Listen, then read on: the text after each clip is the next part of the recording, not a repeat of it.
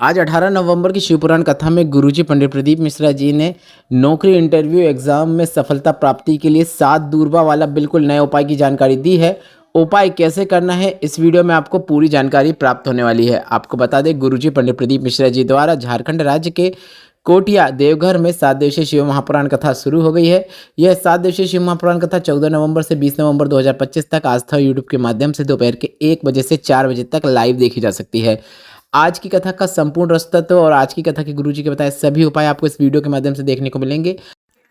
आज शिव पुराण कथा में गुरुजी पंडित प्रदीप मिश्रा जी ने कुल 14 उपाय पत्र और उपयोगी जानकारियां दी हैं। सभी जानकारी आपको इस वीडियो के माध्यम से मिलने वाली है। अगर किन्हीं कारणवश आपने आज की कथा नहीं सुन पाई है तो पूरी कथा का रसतत्व आपको इस छोटे से वीडियो से प्राप्त होने वाला है। बढ़ते हैं आज की कथा की पहली विशेष जानकारी की ओर। कथा शुरू होते ही गुरुजी ने कहा, जब शिव की कृपा होती है तो जिंदगी में जितने भी दुख आते हैं सब कटते चले जाते हैं, पर अगर शिव की दृष्टि आप पर ना पड़े तो और कष्ट आपके जीवन में हमेशा बने रहते हैं। बढ़ते हैं आज की कथा की दूसरी विशेष जानकारी की ओर। कथा शुरू होते ही गुरुजी ने कहा, कल एक बहन ने हमसे पूछा था कि गुरुजी हमने सुना है कि गंगा जी पाप धोती हैं।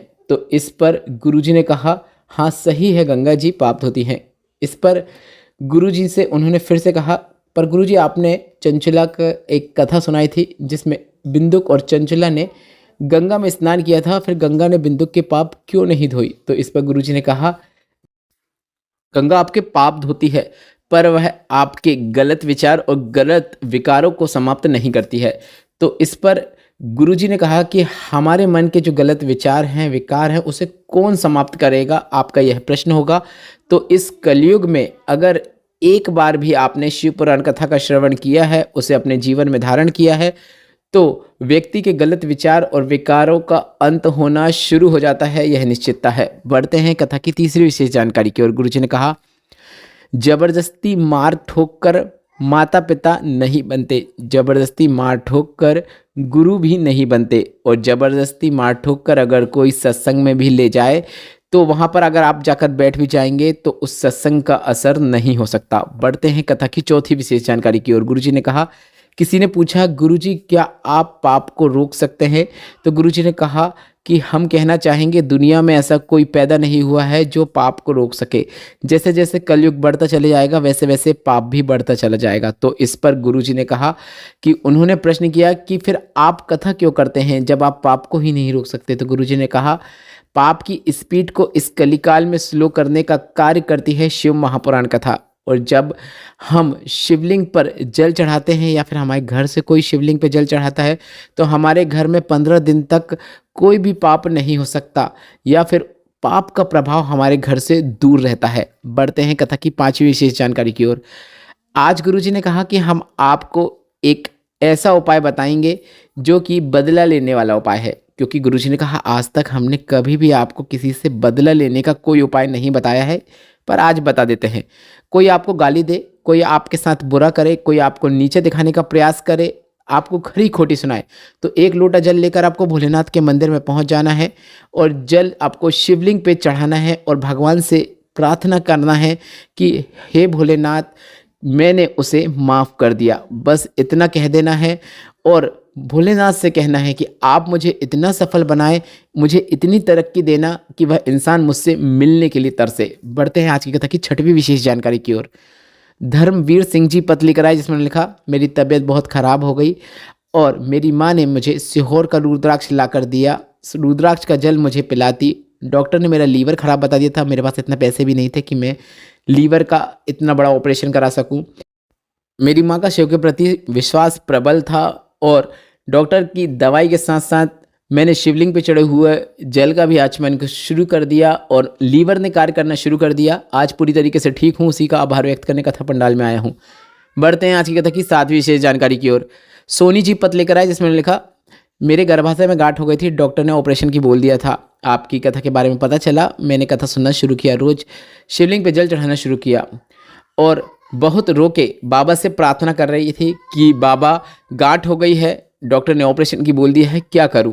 वहीं पे एक छोटी सी बेटी बैठी थी, उसने कहा कि माँ रो मत, भोलेनाथ सब ठीक कर देंगे, आप शिव पर विश्वास रखें।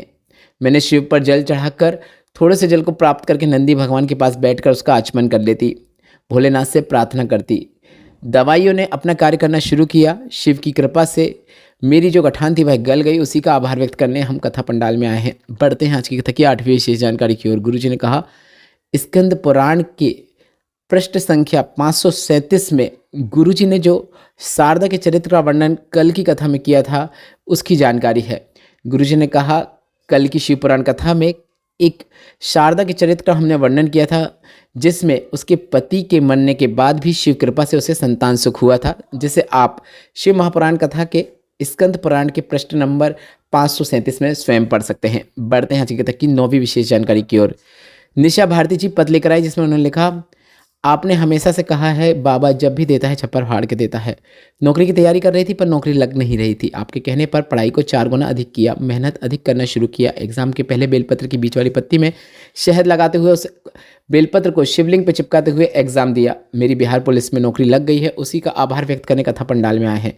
बढ़ते हैं कथा की 10वीं विशेष जानकारी की ओर। आयुष जी पत्र लेकर आए, जिसमें लिखा, मैंने 5वीं बार नौकरी का प्रयास किया, नौकरी नहीं लगी। बाबा की कृपा से मंदिर जाना शुरू किया, कथा सुनना शुरू किया और आज मेरी नौकरी लग गई है, उसी का आभार व्यक्त करने कथा पंडाल में आए हैं। बढ़ते हैं आज की कथा की 11वीं विशेष जानकारी की ओर।